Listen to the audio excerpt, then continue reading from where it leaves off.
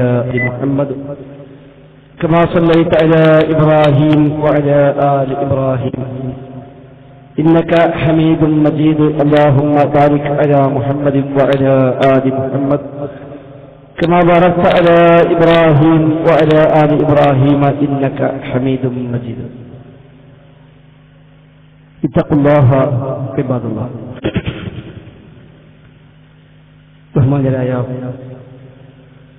സഹപ്രവർത്തകരെ, റഹ്മാനായ റബ്ബിന്റെ വിധിവിലക്കുകൾ ജീവിതത്തിന്റെ എല്ലാ രംഗത്തും പരമാവധി പാലിക്കാൻ ശ്രമിക്കണേ എന്ന് ഒരിക്കൽ കൂടെ ആവർത്തിച്ച് ഓർമ്മപ്പെടുത്തുന്നു. റബ്ബ് സുബ്ഹാനഹു വ തആല ജീവിതത്തിലുടനീളം അവന്റെ നിയമനിർദ്ദേശങ്ങൾ പാലിക്കുവാനും ദീന് ശരിയാം വിധം ഉൾക്കൊള്ളുവാനും അതുപ്രകാരം ജീവിതം ക്രമീകരിച്ച് ആ ദീനിന്റെ മാർഗത്തിലേക്ക് സമൂഹത്തെ ക്ഷണിച്ച് ശരിയായ സലഫി റൂട്ടിലൂടെ സലഫിയത്തിലൂടെ ജീവിച്ച് മരിക്കുവാനുള്ള തൗഫീഖ് നൽകി നമ്മയെല്ലാം അനുഗ്രഹിക്കുമാറാണ്. നാലാമത് തവണയാണ് ഈ പ്രദേശത്ത് തൗഹീദുമായി ബന്ധപ്പെട്ട വിഷയങ്ങൾ ഈ രൂപത്തിൽ ചർച്ചാ വിധേയമാക്കുന്നത്. അല്ലാഹു സുബ്ഹാനഹു വ തആല ഈ രംഗത്ത് നാം ചെലവഴിക്കുന്ന ഊർജവും സമയവുമെല്ലാം സ്വാലിഹായ അമലായി നമ്മിൽ നിന്ന് സ്വീകരിക്കുമാറാവട്ടെ. സംസാരത്തിനിടയിൽ താലിബ് സലാഹി സൂചിപ്പിച്ചതുപോലെ ഇതൊരിക്കലും ഒരു വാശിക്കോ താൽക്കാലികമായ മറ്റെന്തെങ്കിലും ഒരു താൽപര്യത്തിനോ വേണ്ടി ആയിക്കൂടാ എന്ന് ഒരിക്കൽ കൂടെ ആവർത്തിച്ച് ഓർമ്മപ്പെടുത്തുന്നു. ഇല്ലാത്ത ഒരുപാട് വാദങ്ങൾ നമ്മളെ നിരത്തി വെച്ച് ആരോപിച്ച് നമ്മെ ശിർക്കിന്റെ ആളുകളായും അന്ധവിശ്വാസത്തിലേക്ക് സമൂഹത്തെ തിരിച്ചു വിളിക്കുന്നവരായും സമസ്ത കൂടാരത്തിലേക്ക് വരെ എത്തിയവരായുമൊക്കെ നാടിനെ പ്രചരിപ്പിക്കുന്ന സാഹചര്യങ്ങൾ ഉള്ളപ്പോൾ എന്താണ് വസ്തുത, എന്താണ് സംഭവിക്കുന്നത് എന്ന് സമൂഹത്തെ ബോധ്യപ്പെടുത്തൽ ബാധ്യതയാണ് എന്ന് മനസ്സിലായതുകൊണ്ട് മാത്രമാണ് ഇത്തരം ഖണ്ഡനങ്ങളും വാദപ്രതിവാദങ്ങളും മുഖാമുഖങ്ങളുമെല്ലാം ഈ രംഗത്ത് ഏറ്റെടുത്ത് നമുക്ക് നിർവഹിക്കേണ്ടി വന്നത്. അതിനപ്പുറത്തുള്ള താല്പര്യങ്ങളോ അതിനപ്പുറം ചില മറ്റെന്തെങ്കിലുമൊക്കെയുള്ള ഏതെങ്കിലും തരത്തിലുള്ള പ്രചോദനങ്ങളോ ഇതിലുണ്ടെങ്കിൽ തീർച്ചയായും നമുക്കത് ലാഭമല്ല, നഷ്ടം തന്നെയാണ് എന്ന കാര്യത്തിൽ യാതൊരു സംശയവും ഇല്ല. പക്ഷെ എന്തൊക്കെ പറഞ്ഞാലും ഈ വിവാദങ്ങളെല്ലാം ആരംഭിച്ചത് മുതൽ ഇതുവരെയുള്ള ഒരു കൊല്ലക്കാലം, ആ ഒരു കൊല്ലക്കാലം പരിശോധിച്ചാൽ ഇവിടെ കൂടെ ഏകദേശം എല്ലാവരും പറയും എന്തൊക്കെയാണെങ്കിലും 1 വർഷം കൊണ്ട് ധാരാളം വിഷയങ്ങൾ പഠിക്കാൻ നമുക്ക് അവസരമായി എന്ന് പറയാത്തവർ ആരുമുണ്ടാവില്ല. അതിൽ പണ്ഡിത പാമര വ്യത്യാസമില്ല. എല്ലാ മുജാഹിദുകളും എന്നല്ല സുന്നികൾ പോലും നമ്മുടെ ആദർശരംഗത്തെ അതിശക്തമായ മുന്നേറ്റങ്ങൾ, ഇടതടവില്ലാത്ത 1 വർഷക്കാലം നീണ്ടുനിന്ന അതിശക്തമായ ദഅ്വാ സംരംഭങ്ങൾ മുഖാമുഖങ്ങളായും വാദപ്രതിവാദങ്ങളായും ഖണ്ഡന പ്രഭാഷണങ്ങളായും അല്ലാത്ത മറ്റു ആദർശ വിശദീകരണ യോഗങ്ങളായുമൊക്കെ നാം സംഘടിപ്പിച്ച ഈ ആദർശ പ്രബോധന സംരംഭങ്ങളിൽ നിന്ന് ധാരാളം വെളിച്ചം കിട്ടിയെന്ന കാര്യം തീർച്ചയാണ്. ഇൽമിയായി വൈജ്ഞാനികമായി ഒരു വലിയ മുന്നേറ്റം തന്നെ ഈ വിവാദം കൊണ്ട് ഉണ്ടാക്കിയെടുക്കാൻ അൽഹംദുലില്ലാഹ് നമുക്കെല്ലാം സാധിച്ചിട്ടുമുണ്ട്. എന്തായാലും ഇനിയുള്ള കാലഘട്ടങ്ങളിൽ വൈജ്ഞാനികമായ മുന്നേറ്റമല്ലാതെ ഇൽമിയായ ഉന്നമനമല്ലാതെ മറ്റൊരു പരിഹാരം പ്രശ്നങ്ങൾക്കില്ല എന്നുകൂടി നാം തിരിച്ചറിയേണ്ടതുണ്ട്. പഴയ കാലങ്ങളെപ്പോലെയല്ല ഇന്നത്തെ സാഹചര്യങ്ങൾ. ഇന്ന് നെറ്റും സംവിധാനങ്ങളും അതുപോലെയുള്ള ധാരാളം സാഹചര്യങ്ങൾ എല്ലാം ഉപയോഗപ്പെടുത്തിക്കൊണ്ട് വൈജ്ഞാനികമായ ഒരു വലിയ വിസ്ഫോടനം തന്നെ ലോകാടിസ്ഥാനത്തിൽ നടന്നുകൊണ്ടിരിക്കുന്നു. ഏത് ഭാഷയിലും ഏത് വിഷയവും ഏത് സമയത്തും ഏതൊരാൾക്കും തന്റെ വിരൽത്തുമ്പിഞ്ഞപ്പോഴാകുന്ന തരത്തിലാണ് ഇന്ന് നമുക്ക് നമ്മുടെ വികസനങ്ങൾ എത്തിയിരിക്കുന്നത്. അതുകൊണ്ട് തന്നെ കേൾക്കാൻ പാടില്ല, പോകാൻ പാടില്ല, അറിയാൻ പാടില്ല, പങ്കെടുക്കാൻ പാടില്ല എന്നൊക്കെ പറയുന്ന കാലം അവസാനിച്ചിട്ടുണ്ട്. ഇന്ന് ഒരു മൊബൈൽ ഫോൺ കയ്യിലുണ്ടായാൽ അതുമായി വാങ്ങൽ തകത്തിരുന്നാലും ലോകത്ത് നടക്കുന്ന ഏത് കാര്യവും കേൾക്കാനും അറിയാനും മാത്രമല്ല അതെല്ലാം ഇടപെടുവാൻ വരെ സാധിക്കുന്ന സാഹചര്യമുണ്ട്. ഏതെങ്കിലും ഒരുത്തൻ ഇറക്കിവിടുന്ന ഒരു പോസ്റ്റർ വീട്ടിനുള്ളിൽ നിന്ന് ഏതൊരു കുട്ടി ഒരു പോസ്റ്റർ അടിച്ച് അത് ഫേസ്ബുക്കിലേക്ക് പോസ്റ്റ് ചെയ്താൽ അടുത്ത സെക്കൻഡുകളിൽ ലോകമെന്നാകെ വ്യാപിക്കുന്നു. ലോകം മൊത്തം ചർച്ചയായി മാറുന്നു. അത്തരം ചർച്ചകളെ ഒരുപക്ഷെ കുട്ടികൾക്ക് ഉപയോഗിക്കുന്നതുണ്ടാകാം, നല്ല വഴിക്ക് ഉപയോഗിക്കുന്നതുണ്ടാകാം. പക്ഷേ ആര് എന്തൊക്കെ ഉപയോഗിച്ചാലും അതിനെയെല്ലാം നമുക്ക് ഉപയോഗപ്പെടുത്താൻ അതിനെയെല്ലാം നമുക്ക് കൈകാര്യം ചെയ്യാനുള്ള വലിയൊരു മാർഗം എളിമയായ മുന്നേറ്റം മാത്രമാണ്. വൈജ്ഞാനികമായ മുന്നേറ്റം, വിഷയങ്ങൾ പഠിക്കുക, ദീനിന്റെ എല്ലാ മേഖലകളും വളരെ കൃത്യമായി ആഴത്തിൽ പഠിക്കുക. നമ്മുടെ QSLS-ഉം അതേപോലെ CRE-യും നമ്മുടെ മജ്‌ലിസുൽ-ഇൽമും പോലെയുള്ള സംവിധാനങ്ങളും അല്ലാതെ സംവിധാനങ്ങളും എല്ലാം ആ ലക്ഷ്യം മുമ്പിൽ കണ്ടുകൊണ്ട് തന്നെയാണ് നാം പ്ലാൻ ചെയ്തിട്ടുള്ളത്. അതുകൊണ്ട് നമ്മൾ വിഷയങ്ങൾ പഠിച്ചേ പറ്റൂ. കേവലം ദീനി വിഷയം മാത്രമല്ല, ഒരു ഇസ്ലാമി മാത്രമല്ല, ഏത് വിഷയങ്ങളും പുതിയ വിഷയങ്ങൾ ഓരോ നാളും നേരം ലോകവ്യാപകമായി തന്നെ ഉയർന്നു വന്നുകൊണ്ടേയിരിക്കും. നമ്മൾ ശ്രദ്ധയില്ലാത്ത പല കാര്യങ്ങളും ചർച്ചാവിധേയമാകും, പലരും കൊണ്ടുവരും. പക്ഷെ അവിടെയൊക്കെ എന്താണ് ആ വിഷയം, ഇസ്ലാമിന്റെ കാഴ്ചപ്പാട്, എന്താ പ്രമാണം പറയുന്നത് എന്ന് മനസ്സിലാക്കി ആ പ്രമാണം പറയുന്നത് അതേ രൂപത്തിൽ പറഞ്ഞു കൊടുക്കുകയില്ലാത്ത മറ്റൊരു മാർഗം നമുക്കില്ല. ഈ വർഷക്കാലം മറ്റു പല പോരായ്മകളും ഉണ്ടായിട്ടും എന്തുകൊണ്ട് നമുക്ക് ഈ രംഗത്ത് നിത്യശക്തമായ ഒരു മുന്നേറ്റം നടത്താൻ കഴിഞ്ഞു എന്നുണ്ട്. കാരണം നമ്മൾ അന്വേഷിച്ചാൽ കിട്ടുന്ന മറുപടിയും മറ്റൊന്നുമല്ല. പ്രമാണങ്ങൾ എന്ത് കടന്നുവോ അവിടെ 100% നിൽക്കണമെന്ന സലഫി റൂട്ടിലൂടെയല്ലാതെ എന്ന ആത്മശക്തിയില്ലാത്ത പ്രഖ്യാപനം മനസ്സറിഞ്ഞ് നമ്മളെല്ലാവരും പ്രഖ്യാപിച്ചാൽ സന്നദ്ധമായി ഇത് തന്നെയാണ് ഇവിടെ പറഞ്ഞ 125 വരുന്ന മുഖാമുഖങ്ങളും 4 വാദപരിവാരങ്ങളും മറ്റൊരുപാട് ആവശ്യപ്രബോധ സംരംഭങ്ങളുമെല്ലാം സംഘടിപ്പിക്കാൻ നമുക്കുള്ള പ്രചോദനം. അല്ലാതെ നമ്മളൊരാളുടെ കഴിവല്ല, നമ്മൾ ഏതെങ്കിലും ഒരാളുടെ അറിവല്ല. കാരണം ഈ പറയുന്നവരൊക്കെ തന്നെയും ഇതിനു മുമ്പും വേണ്ടായിരുന്നുവല്ലോ. പക്ഷെ എന്തുകൊണ്ട് ഇപ്പൊ നമുക്കൊരു പുതിയ ഉപരിവാദങ്ങൾക്കുണ്ടായി?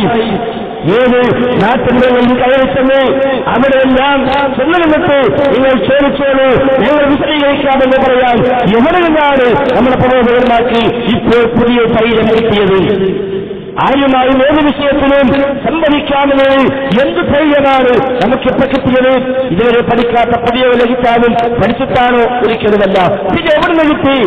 കൃത്യമായി പ്രമാണം എന്ന് പറഞ്ഞ് സലഫി റൂട്ട് എന്താണ്, മൻഹജ് സലഫ് എന്താണ്, ആ മൻഹജ് സലഫിന്റെ വഴിയിൽ ഉറച്ചു നിൽക്കണമെന്ന് എല്ലാവരും ഒരേ സ്ഥലത്തിൽ പണ്ഡിതന്മാരും പ്രബോധകന്മാരും സംഘടനാരാക്കന്മാരും അടക്കമുള്ള MSM-ഉം ISM-ഉം നമ്മുടെ കോർഡിനേഷൻ കമ്മിറ്റിയും അടക്കമുള്ള എല്ലാവരും ഒരേ സ്ഥലത്തിൽ തീരുമാനമെടുത്തപ്പോൾ നമ്മുടെ മുമ്പിൽ വഴികൾ സുതാര്യമായി. എവിടെയും നിൽക്കാൻ പറ്റി, ആരുമായും ആലോചനകൾക്ക് സംഭരിക്കാൻ കഴിഞ്ഞു, എവിടെയും ഏത് ചോദ്യങ്ങളെയും സ്വാഗതം ചെയ്യാൻ കഴിഞ്ഞു. ചോദ്യം വരും ഉത്തരം അറിയില്ലെങ്കിൽ ഒരു പ്രയാസവുമില്ല, ഞങ്ങൾക്കറിയില്ല, ഇൻഷാ അല്ലാഹ് അത് പഠിച്ച് ഞങ്ങൾ പറയാം എന്ന് പറയാൻ നമുക്ക് ഈ റൂട്ട് പഠിച്ചപ്പോൾ നമുക്ക് കഴിഞ്ഞു. അവിടെ എല്ലാ പ്രതിബന്ധങ്ങളും ഇല്ലാതായി. അവിടെ സീരിന്റെയും ആ നിലക്കുള്ള ഔദ്യോഗികമൊന്നും നമുക്ക് തടസ്സമായില്ല. നേരെ മറിച്ച് ആദർശരംഗത്ത് ഒരു വർദ്ധിച്ച മുന്നേറ്റം തന്നെ ഈ സാഹചര്യങ്ങളിൽ നമുക്ക് നിർവഹിക്കാൻ കഴിഞ്ഞു. അത് മറ്റൊന്നുകൊണ്ടൊന്നല്ല, അത് പ്രമാണങ്ങളുടെ കൂടെ ശരിയായ വിധത്തിൽ നിൽക്കാൻ നമ്മൾ സന്നദ്ധരായി, ദീന് പഠിക്കാൻ നമ്മൾ സന്നദ്ധരായി എന്നുകൊണ്ട് തന്നെയാണ്. അതുകൊണ്ട് ആ പഠനം നമ്മൾ തുടരണം, ഇൽമ് നമ്മൾ ഉണ്ടാക്കിയെടുക്കണം, വിജ്ഞാനം നേടണം, പഠിക്കാനുള്ള മേഖലകൾ നമ്മൾ അന്വേഷിക്കണം, പഠിച്ചുകൊണ്ടേയിരിക്കണം. അതല്ലാത്തൊരു മാർഗം, അതല്ലാത്തൊരു പ്രതിവിധി ആ രംഗത്ത് നമുക്കില്ല എന്നുള്ളത് ആമുഖമായി പ്രത്യേകം ഓർമ്മപ്പെടുത്തുകയാണ്. ഈ പുളിക്കലും അത് തന്നെയാണ് നടന്നത്. ഖണ്ഡനം 1 കഴിഞ്ഞ് 2 കഴിഞ്ഞ് 3 കഴിഞ്ഞപ്പോ നേരത്തെ താജ് പറഞ്ഞതുപോലെ ഇപ്പൊ എന്താണെന്നറിയില്ല, പുളിക്കലേക്ക് മാത്രം അടുക്കാൻ കഴിയുന്നില്ല, പുളിക്കലേക്ക് മാത്രം അടുക്കാൻ കഴിയുന്നില്ല. കഴിഞ്ഞ തവണ പോലും അബ്ദുറഹ്മാൻ പറഞ്ഞുകൊണ്ട് നമുക്ക് 4 സംഭാഷണം രക്ഷപ്പെടാൻ വേണ്ടി ആയിരുന്നല്ലോ അന്ന് അതിന്റെ കൂടിയത്. അതിനു മുമ്പുള്ള 2 ഖണ്ഡനങ്ങളിലും സംവാദം ചർച്ചയായി. ഈ പുളിച്ചതിന് ആളുകൾ കൃത്യമായി വന്നു, നടപടിക്കത്തുകൾ നൽകി, അങ്ങോട്ടും ഇങ്ങോട്ടും 5-6 കത്തുകൾ കൈമാറി. അങ്ങനെ കൈമാറിക്കൊടുക്കുന്നതിനിടയിൽ കഴിഞ്ഞ തവണ ചിലത് പറഞ്ഞു, നമുക്ക് ഇപ്പൊ മൂപ്പയ്ക്ക് സംവാദം വേണ്ട, മൂപ്പയ്ക്ക് ഖണ്ഡനാണെന്ന്, എന്നാ ശരി 4 പൂട്ടാം എന്നയാൾ ഇന്നലെ പ്രഖ്യാപിച്ചത്. കേട്ടത് നിങ്ങൾ ആ പ്രഖ്യാപനം? മറ്റേ വാദപ്രതിവാദത്തിനുള്ള ലേലം വിളിയിൽ നിന്ന് പോയി ഇപ്പൊ പൂട്ടിനുള്ള വിളിയായി. എങ്കിൽ പൂട്ട് നടത്താം. ആ പൂട്ടിന് ഞാൻ നേരത്തെ പറഞ്ഞു, ജിന്നെ കാക്കണേ എന്ന് ജിന്നിനോടുള്ള സഹായത്തേട്ടം അത് വസീലത്ത് ശിർക്കാണ്, ശിർക്കല്ല എന്നതിന് വിശുദ്ധ ഖുർആനിൽ നിന്നുള്ള ഒരു ആയത്ത് ഉദ്ധരിക്കാമോ, സ്വഹീഹായ ഒരു ഹദീസ് ഉദ്ധരിക്കാമോ? ശിർക്കാണെന്നതിന് ഞാൻ ഇവിടെ ആയത്ത് ഉദ്ധരിച്ചിട്ടുണ്ട്. അപ്പൊ ഇനി പൂട്ടാം, പൂട്ടുകാരായി മാറില് നമുക്ക് പൂട്ടാം. നമ്മൾ വിചാരിച്ച എന്താ, ഇയാളെന്നാണ് കണ്ണൂട്ട വർത്തന പറഞ്ഞത്, സംഗതി മുമ്പിൽ പൂട്ടിച്ച വർത്തന പറഞ്ഞത്, ആകെ പൂട്ടിപ്പോകാൻ ചെയ്തത്, പിന്നെ വഴിക്കില്ല. എന്നാൽ നമുക്ക് പൂട്ടാനായിട്ട് മൂപ്പര് ഈ ഒരു ഖണ്ഡനത്തിന്റെ ഈ കവാടം തന്നെ പൂട്ടിയിട്ട് മൂപ്പര് കുളിക്കുന്ന രക്ഷപ്പെട്ടു. അപ്പൊ പുളിക്കൊക്കെ അത്ര മനസ്സിലാക്കില്ല, പുളിക്കൊക്കെ അത്ര മനസ്സിലാക്കില്ല. പണ്ട് യോഗം ചേരാൻ സീട്ടവർക്ക് പോകുമ്പോഴെങ്കിലും പുളിക്കൽ വഴി പോയിരുന്നു. ഇപ്പൊ യോഗം വീട്ടിൽ കൂടിയാണല്ലോ, അവിടെ പോയാലും മൂപ്പരേ ഉള്ളൂ, വീട്ടിലായാലും മൂപ്പരേ ഉള്ളൂ. പിന്നെ അങ്ങോട്ട് പോകുന്ന യോഗത്തിന് പതി കൂടിയാ പോലെ. പണ്ടവിടെ ചെല്ലുമ്പോൾ 10-15 യോഗത്തിൽ ഉണ്ടാകും. ഇപ്പൊ മൂപ്പര് യോഗമല്ലാത്ത യോഗം. അപ്പൊ അതുകൊണ്ട് അതിനുവേണ്ടി പോലും ഈ വഴി കടന്നു പോകാറുണ്ടോ സംശയം? ഇപ്പോ മറുപടി ഇല്ല, ഖണ്ഡനമില്ല. പിന്നെ അപ്പുറത്തെ ഒരു വയല്, ഇപ്പുറത്തെ വയല്, അങ്ങേപ്പുറത്തെ വയല്, എന്താണ് പുളിക്ക കെട്ടുമില്ല. അതുകൊണ്ടാണ് ഞങ്ങൾ തീരുമാനിച്ചത് അവിടെയൊക്കെ പറഞ്ഞിട്ട് സംഗതി അമ്മയിൽപ്പെട്ട് നിൽക്കുക. അപ്പുറത്തെ അനുസവം നോക്കി മറ്റേ അറ്റവും നോക്കി ആര് വന്നിട്ടല്ല, ആരൊക്കെ ഞങ്ങൾ ഈ പുളിക്ക തന്നെ പറയാൻ തീരുമാനിച്ചത്. കാരണം ഇവിടെ നമ്മൾ തുടങ്ങി വെച്ചവർക്ക് എത്തിക്കണല്ലോ, അതിനാവശ്യമുണ്ട്. അതിന് ചിലപ്പോൾ ചില അസുഖമുള്ള സ്ഥലത്താവില്ല മരുന്നേക്കല്. അസുഖം ഒരു ഭാഗത്ത്, മരുന്നേക്കൽ വേറെ ഭാഗത്ത്. ഇങ്ങനെ എന്റെ മകന് കാലിന്റെ അസുഖം വന്നപ്പോൾ ഡോക്ടർക്ക് പോയി, ഡോക്ടർ കയ്യിൽ എക്സ്പ്രസ്. അപ്പൊ എന്റെ ഭാര്യ പറഞ്ഞ അയാൾക്ക് പിടിച്ചല്ലേ പോകുന്നത്, കാരണം കാലിന് അസുഖം ചെയ്ത് കയ്യിൽ എക്സ്പ്രസ്. സംഗതി കയ്യിൽ എക്സ്പ്രസിന് ഒരു കാഴ്ച അവിടെ പ്രശ്നമുണ്ട്. ഈ പ്രശ്നത്തിന്റെ ഭാഗമാണ് അവിടെ വന്നിട്ടുള്ളത്. അപ്പൊ എന്ന് പറഞ്ഞ പോലെ അവിടെ പോയി പലരും മരുന്ന് പ്രവേശിച്ചാൽ മതിയാവും എന്നാ അതും തീരും. അതുകൊണ്ട് ഇങ്ങനെ പുളിക്കല് വരണം, നിർത്തിപ്പോകരുത്. കഴിഞ്ഞ ഭാഷകൾ പറഞ്ഞതാ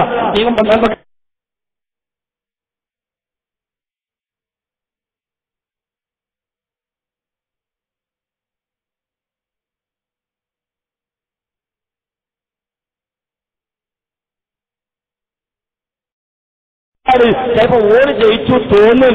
അതുകൊണ്ട് വിശദീകരണ സീഡി കൂടി കാണട്ടോന്നാ. അപ്പൊ ആ തോന്നൽ ഒരുക്കുണ്ട്. നമ്മളെ സംബന്ധിച്ച് വിജയ പരാജയം അതിൽ നമ്മൾ ഉദ്ദേശിച്ചിട്ടേ ഇല്ല. ജയിക്കുക തോൽക്കുക എന്നത് ഉദ്ദേശമേ അല്ല. നേരെ മറിച്ച് ഒരു ആയത്തുമായി ബന്ധപ്പെട്ട് ഒരിക്കലും ആവശ്യമില്ലാത്ത ഒരു പുതിയ ആരോപണം കൊണ്ടുവരികയും നാടുനീളെ പ്രചരിപ്പിക്കുകയും ഈ വിവാദങ്ങളുടെ റൂട്ട് അങ്ങോട്ട് തിരിച്ചുവിടാൻ ശ്രമിക്കുകയും ചെയ്തപ്പോൾ നമ്മുടെ ശൈലി പോലുമല്ല സാധാരണ വെല്ലുവിളി എന്നുള്ളത്. എന്നിട്ടും തൽക്കാലം ആ ശൈലി നമുക്ക് ഏറ്റെടുക്കേണ്ടി വന്നത് മാത്രം. അതല്ലെന്നില്ല കൃത്യമായി ക്ലിയർ ആവുകയും ചെയ്തു. ഇപ്പൊ എല്ലാവർക്കും തന്നെ നിശ്ചിന്താനിത്യാൻ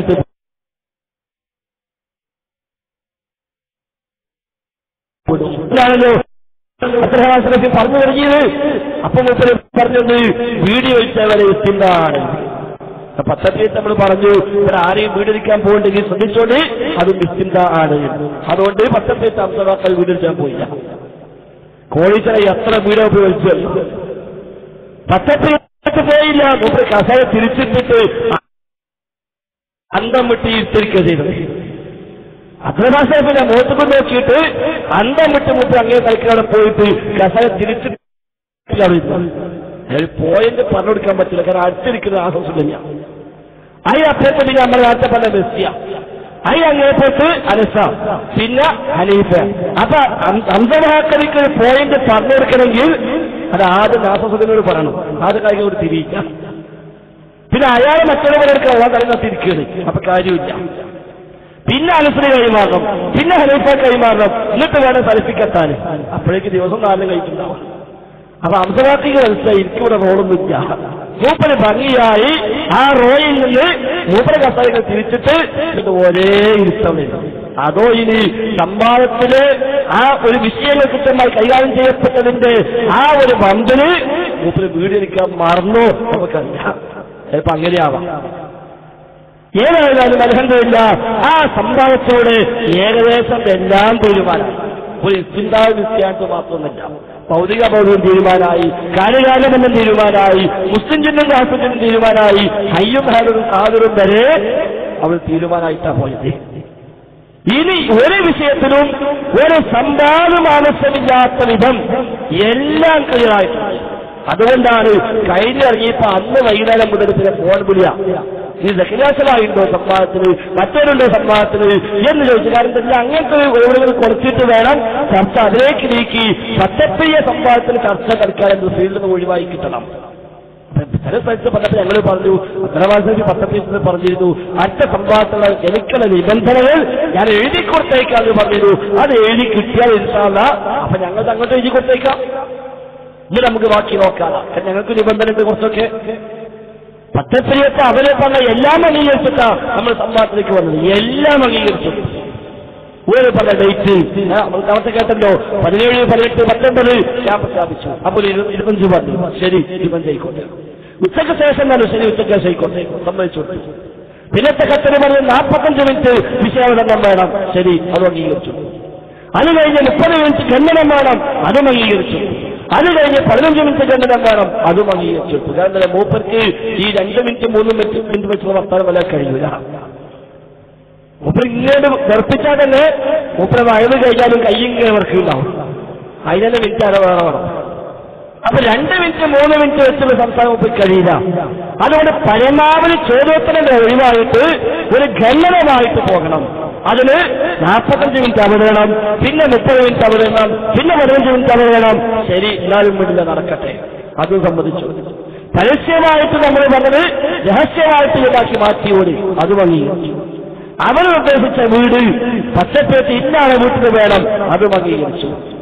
അങ്ങനെ ഇങ്ങോട്ട് വെച്ചതെല്ലാം അംഗീകരിച്ചു. അവസാനം തലേന്ന് വൈകുന്നേരം ഒരു കത്ത്, എന്താ മധ്യസ്ഥന്മാർ പച്ചപ്പേറ്റുകാരായിരിക്കണം. സംഗതി ഓരോ മധ്യസ്ഥരായ നാലേജി മുമ്പ് ഏൽപ്പിച്ചാണ്. പിന്നെ എന്തിനാണ് മധ്യസ്ഥന്മാർ പച്ചപ്പേറ്റാകുന്നത്? പറ്റില്ല നമ്മൾ പറഞ്ഞിട്ടാല് അതിനെ വരെ ഒഴിവാകാൻ.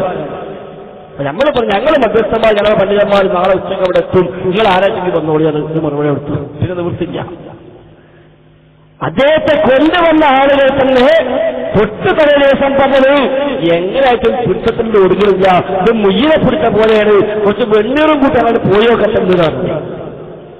അങ്ങനെ പോയിട്ട് പിടിച്ചുണ്ട്. കേറി വന്ന രംഗമൊക്കെ കാണണം. കേറി വന്ന രംഗം മൂപ്പര ഒറ്റക്ക കേറി വന്നത്. ഒരു വലിയ വിശാലമായ വീട്, എല്ലാ സൗകര്യമുള്ള നല്ല വിശാലമായ ഒരു വീട്. ആ വീടിന്റെ മുറ്റത്തേക്ക് പോലും ചെരുപ്പിട്ട് നമ്മൾ കയറൂല. ആ സൈസ് മുറ്റ, ഗേറ്റിന് 2 കാവലിക്കാരും എല്ലാമുള്ള അത്ര സൗകര്യം ഒരു വീട്. എല്ലാവരും ചെരുപ്പൂരിട്ട് കയറി ഒരു 10ഓ 50ഓ കൂട്ടി ചെരുപ്പട പുറത്തുണ്ട്. ഇയാളൊന്നും അങ്ങോട്ട് കൂടി ഇയാളെ ബെഡ്റൂമൊക്കെ വന്ന് ചെരുപ്പിട്ടിട്ട. ബെഡ്റൂമിലേക്ക് വരുമ്പോൾ ചെരുപ്പ് കാലുമുണ്ട്. മൂപ്പര് ആഫ്രിക്ക മൂപ്പര് വേറെ ഏതോ ലോകത്തെ കയറി വന്നത്. കയറി വന്ന് കസേരകൾ ഇരുന്ന് ഒരു അന്തം വിട്ട ഇരുത്തങ്ങൾ 2-3 മിനിറ്റ് ഇരുന്നു. നമ്മുടെ ക്യാമറയുണ്ട് ആ രംഗങ്ങൾ.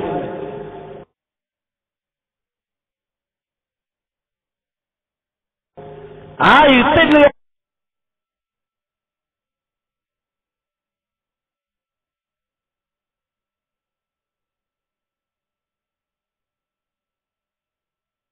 ശരിയാണ്. പിന്നെ കുറച്ച് കഴിഞ്ഞാൽ തിരിഞ്ഞു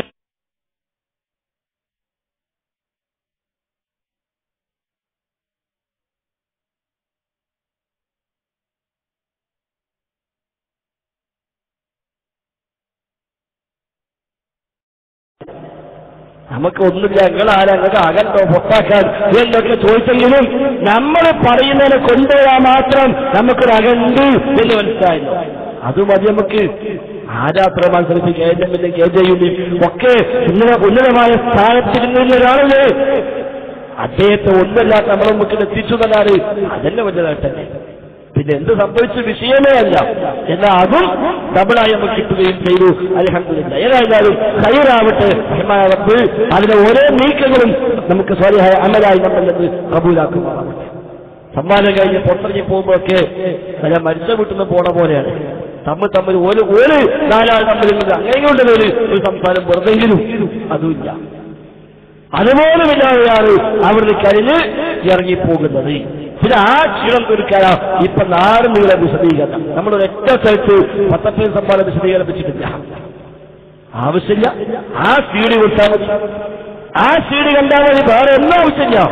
അവരോ 10 അന്നൊരു വിശദീകരണം, അത് കഴിഞ്ഞ് പിന്നെ ആ വീട്ടിൽ കൊണ്ടുപോയിട്ട് ഒരു സ്വകാര്യ വിശദീകരണം വേറെ, പിന്നെ ആ നാട്ടിൽ രണ്ടാമത് പിന്നൊരു വിശദീകരണം, ഇപ്പൊ നാടുനീള വിശദീകരണം. ഇപ്പൊ സമ്മാന സീഡിയേക്കാളും വിതരണം ചെയ്യുന്നത് വിശദീകരണ സീഡിയ.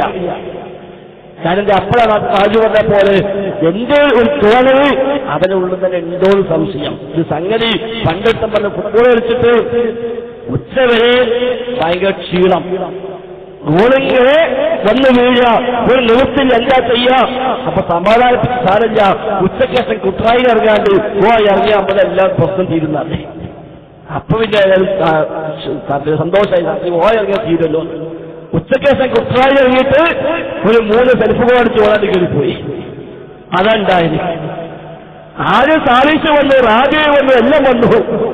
എല്ലാം കഴിയുമ്പോൾ അദ്രാവാസത്തിൽ ഇറങ്ങട്ടെ, അപ്പ കാണിച്ചു കൊടുക്കാതെ അവസാനം ഇറങ്ങി വെക്കുമ്പോഴല്ലേ 18 ഈ കർമ്മത്തേക്കൊക്കെ നടത്തിയത് വീണ്ടും വെക്കാന്നല്ലാതെ.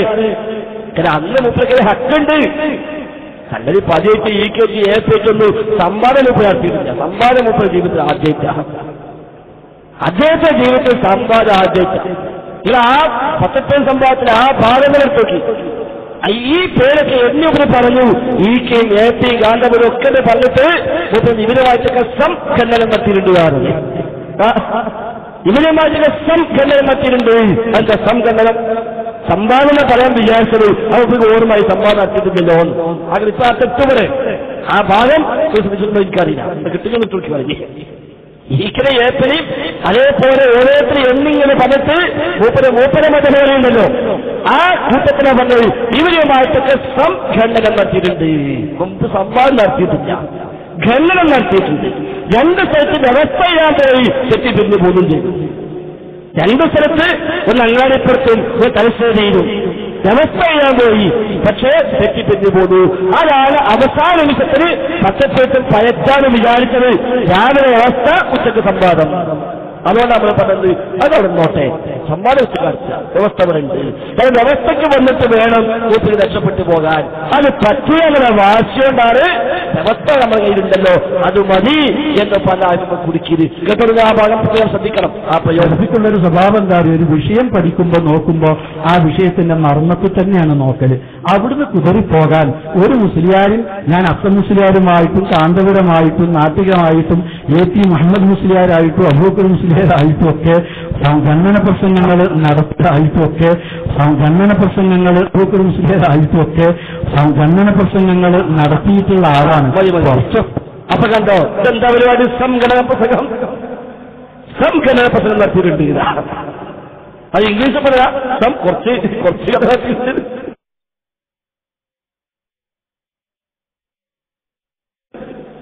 അവസാനം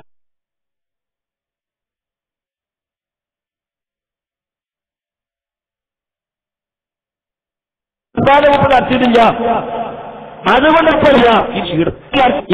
ഹക്കെന്ന് വഴിമാറിപ്പോയി. ചില പുതിയ വാദങ്ങളുമായി വന്നു, സാക്ഷാൽ ഖുറാശികളുടെ വാദങ്ങൾ കടമെടുത്തു. അങ്ങനെയായപ്പോൾ സ്വാഭാവികമായി നടത്താൻ പറ്റാതായി. അതുകൊണ്ട് ഇപ്പം ഖണ്ഡനം നിർത്തിയത് പുളിക്കലുമല്ലേ പിന്നെ വരാത്തത്? അപ്പുറപ്പുറക്കെ വന്നു, അതും സ്ഥലത്തില്ലല്ലോ, മറ്റൊരാ പറഞ്ഞയക്കാം. ഞാൻ പറഞ്ഞയക്കുന്നതാണ്, ആ പറഞ്ഞയക്കുന്നവരപ്പോൾ ഞാനപ്പോ കാണില്ല. ഇപ്പൊ ഞാനില്ല, പിന്നെ ഞാൻ നിശ്ചയിക്കുന്ന ആള് എന്ന് പറഞ്ഞ നിശ്ചയിക്കപ്പെടുന്ന ആളുകളെ ഇപ്പോൾ വരുന്നുള്ളൂ. അതും പുളിക്കലിലേക്ക് എത്തുന്നില്ല. ഇന്നലും വന്നല്ലോ ചെയ്യാങ്കണ്ടത്ത് പറഞ്ഞാൽ പോണെങ്കിൽ തന്നെ പുളിക്കൽ വഴി പോകണ്ടേ? ഇതിനെ ഭാഷ ചെയ്തുകൊണ്ട് ഇവ അന്ന് അങ്ങോട്ടെത്താണ്. പക്ഷേ ഇവിടെ എന്തോ ഞാൻ വെക്കുന്നില്ല, ഇവിടെ വെക്കി, ഇവിടെ വെക്കി, എന്നിട്ട് ഇതും മുമ്പോട്ട് പോകാം. നമുക്ക് വേറെ നോക്കാം, അവിടെ വേറെ നോക്കാം. നിങ്ങൾ എവിടെ പ്രസംഗിച്ചോ അവിടെയൊക്കെ നമുക്ക് വേറെ നോക്കാം. പക്ഷെ ഇത് നിർത്താറില്ല, നിങ്ങൾ വരണം. കാരണം ഒരുപാട് വിഷയം നമ്മൾ തുടങ്ങി വെച്ചതുണ്ട്. 50 ചോദ്യമാണ് കഴിഞ്ഞ 3 ഖണ്ഡനങ്ങളിലായി നമ്മൾ ചോദിച്ചു വെച്ചത്. 50 ചോദ്യം, ഒരൊറ്റ ചോദ്യം മൂപ്പര് കേൾക്കാത്ത മറ്റുള്ളവരാണ് പോയതാ. അതുകൊണ്ട് പറഞ്ഞേ പറ്റൂ, അത് കഴിയില്ല, നമുക്കറിയാം. കാരണം പച്ചപ്പേർ സമുദായത്തിന് 5 ചോദ്യങ്ങൾ ചോദിച്ചു. എത്ര മൂപ്പര് കേട്ടത്? 5 ചോദ്യം ചോദിച്ചു, 2 കേട്ടുള്ളൂ, 1 പറഞ്ഞുള്ളൂ. 5 ചോദ്യത്തിന് 2 ചോദ്യമേ കേട്ടുള്ളൂ, അതിന് 1 മറുപടി പറഞ്ഞുള്ളൂ. ബാക്കി 3 മൂപ്പര് വിട്ടുകളഞ്ഞു. കഴിയില്ല. അതുകൊണ്ട് യഥാർത്ഥത്തിൽ എന്റെ സഹോദരന്മാരെ സംഭവിക്കുന്നത് നമ്മൾ കാര്യങ്ങൾ മനസ്സിലാക്കേണ്ടതുണ്ട്. ഇവിടെ ജിന്നിനെ വിളിച്ച് തേടാമെന്നാണോ, ജിന്നോട് പ്രാർത്ഥിക്കാമെന്നാണോ, ജിന്നോട് തേടെ സുരക്ഷാവില്ല എന്നാണോ? ഒരിക്കലുമല്ല. ആ കളവാണ് നാട് നീളെ പ്രചരിപ്പിക്കാൻ ശ്രമിച്ചത്. പച്ചപ്പേർ സമുദായത്തിലെ വിചിന്തനം ധാരിക ഉയർത്തി കാണിച്ചുകൊണ്ട് ആവർത്തിച്ച് നമ്മൾ ചോദിച്ചുവല്ലോ, ഈ വിചിന്തനത്തിൽ നിങ്ങൾ പറയുന്നു ജിന്നോടെ തേട്ടാൻ ശിർക്കല്ല, വസിയത്തു ശിർക്ക് മാത്രമേയാവൂ എന്ന് നിങ്ങൾ പറയുന്നു. ഇത് എവിടെയാണ് ഞങ്ങൾ പറഞ്ഞത്? നിങ്ങൾ തെളിയിക്കണം, അല്ലെങ്കിൽ തിരുത്തണമെന്ന് എത്ര തവണ ആവർത്തിച്ച് ആ വിചിന്തനം ഉയർത്തി കാണിച്ച് നമ്മൾ അവിടെ ചോദിച്ചു. വല്ലതും പറയാൻ കഴിഞ്ഞു. എന്നിട്ടും സമാപന സംസാരത്തിന് അവസാനത്തെ സമാപന സംസാരത്തിലും അയാൾ ആ കളവ് ആവർത്തിച്ചു. അവിടെയും പറഞ്ഞ ശിർക്കല്ല, വസിയത്തു ശിർക്ക് ആകൂ എന്ന് വാദിച്ചു എന്ന കളവല്ലേ അവസാനം പൊട്ടിച്ചത്. യഥാർത്ഥത്തിൽ ഈ ശിർക്കും വസിയത്തു ശിർക്കൊക്കെ എന്താ, എവിടുന്നാ വന്നത്, എന്താ സംഗതി നമ്മൾ കൃത്യമായി മനസ്സിലാക്കേണ്ടതുണ്ട്. ചില സാധാരണക്കാരെങ്കിലും പ്രായമേറിയ ആളുകളെങ്കിലും ഇപ്പൊ അങ്ങനെയാ പ്രതീക്ഷാക്കാൻ ശ്രമിക്കുന്നത്. പച്ചപ്പിലത്ത് സംഭാവന വീട്ടിൽ വെച്ച് നടത്തിയ സ്വകാര്യമായ വിശദീകരണത്തിന് പറഞ്ഞെത്തുന്നതയോ കൂട്ടരെ നമ്മൾ ഇത്രയും കാലം ശിർക്കെന്നല്ലേ കേട്ടിട്ടുള്ളൂ, വസിയത്ത് ശിർക്ക് കേട്ടിട്ടില്ലല്ലോ, അതിപ്പോ പുതിയ വന്നതല്ലേ, നമുക്കൊരു ആവശ്യമില്ല.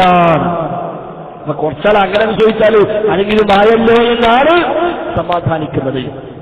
ശിർക്ക് എന്ന ഒന്ന് ലോകത്തുണ്ടോ എങ്കിൽ വസീല എന്ന ഒന്നുമുണ്ട്, തീർച്ചയാണ്. ശിർക്ക് എന്ന ഒന്ന് ലോകത്തുണ്ടെങ്കിൽ വസീല എന്ന ഒന്നുമുണ്ട്, തീർച്ചയാണ്. എന്താ വസീല എന്ന മാർഗം എന്നർത്ഥം, മാർഗം, വഴി, ശിർക്കിലേക്കുള്ള വഴി, അതാണ് വസിയത്തു ശിർക്ക്. വസിയത്തു ശിർക്ക്, ശിർക്കിലേക്കുള്ള വഴി. ആ പദമുണ്ട്, ആ പദം ആര് തുടങ്ങി, എന്നുപയോഗിക്കാൻ തുടങ്ങി എന്നതിന്റെ ചരിത്രത്തിനപ്പുറത്ത് ആ വസ്തുതയുണ്ട്, അതാണ് പ്രധാനം. ഇപ്പൊ നാട് അതാണല്ലോ വസിയത്തു ശിർക്ക്. ഇബ്നു അബ്ബാസ് പറഞ്ഞത്, കോയിത്തനെ പറഞ്ഞു, അങ്ങനെ പറഞ്ഞിട്ടില്ല എന്ന് പത്തപേറ്റ് പറഞ്ഞു. അതേപോലെ കുത്തുബിന്റെ പേരിൽ അവിടെ ഉണ്ട് എന്ന് പറഞ്ഞു, ഇവിടെ ഇല്ലാന്ന് പറഞ്ഞു. അതാണല്ലോ ഇപ്പൊ കാര്യമായി കൊണ്ടിരിക്കുന്നത്. യഥാർത്ഥത്തിൽ ഇപ്പൊ ആയത്തുൽ വ്യാഖ്യാനം പറഞ്ഞില്ല, അത് വിട്ടു. ആയത്തുൽ വ്യാഖ്യാനം ഇപ്പൊ ആരോപിക്കുന്നില്ല, അത് കഴിഞ്ഞു. ഇപ്പൊ എന്താ ആളുകള് വസിയത്തു ശിർക്ക് എന്ന ഇബ്നു അബ്ബാസിന്റെ പേരിൽ കോയിച്ചയിൽ പറഞ്ഞു, ഇവിടെ വന്നപ്പോ പറഞ്ഞു ഞാനെങ്ങനെ പറഞ്ഞിട്ടില്ല എന്ന് പറഞ്ഞു. കുർത്തുബി വസിയത്തു ശിർക്ക് ഉണ്ട് എന്ന് പറഞ്ഞു, ഇവിടെ വന്നപ്പോ പറഞ്ഞിട്ടില്ല എന്ന് പറഞ്ഞു എന്നല്ലേ ഓരോന്നും ഞാൻ ഒഴിവാക്കി തരാം. യഥാർത്ഥത്തിൽ വസിയത്തു ശിർക്ക് എന്നാൽ ശിർക്കിലേക്കുള്ള വഴി, അതാർത്ഥം. ഏതൊന്നിലേക്കും ഒരു വഴി ഉണ്ടാവും. ഇപ്പൊ സലഫി മസ്ജിദ് ബോർഡ് കാണും പല പള്ളിയുടെ മുമ്പിൽ, റോട്ടിനെ പല ഗേറ്റ് വെച്ച് സലഫി മസ്ജിദ് ബോർഡും വെച്ചാൽ ആ ഗേറ്റ് പള്ളിയാണ്. എന്നാൽ ആ പോണ വഴിയിൽ സലഫി മസ്ജിദിലേക്കുള്ള വഴി എന്ന് എഴുതി വെച്ചില്ലെങ്കിൽ അത് വഴിയാവില്ല, അല്ല. എന്നാൽ എഴുതി വെക്കുന്നപ്പോ നയിക്കുന്നതിനുള്ള വഴിയല്ല, വഴി നിന്ന് അപ്പത്തിന് പോകണം എങ്കിൽ എഴുതിയേക്കും പള്ളിയിലേക്കുള്ള വഴി, അപ്പോൾ എഴുതിയേക്കുള്ളൂ. എപ്പോഴാണ് എഴുതി വെക്കേണ്ട ആവശ്യം വരുന്നത് അപ്പോൾ എഴുതി വെക്കും. അതിനർത്ഥം എഴുതി വെക്കുന്ന മുമ്പ് വഴിയാണ്, വഴി മുമ്പേണ്ട്. സ്വഹാബിമാരുടെ കാലത്ത് വസിയത്തു ശിർക്ക് എന്ന പദപ്രയോഗം ജിന്ന് വിഷയത്തിൽ മാത്രമല്ല ഒരു വിഷയത്തിലുണ്ടായിട്ടില്ല, ഒരു വിഷയത്തിലില്ല. ഇല്ല. അതുകൊണ്ട് ലോകത്ത് വസിയത്ത് ശിർക്കുള്ള സംഗതി ഇല്ലാതെ ആരെങ്കിലും പറയും.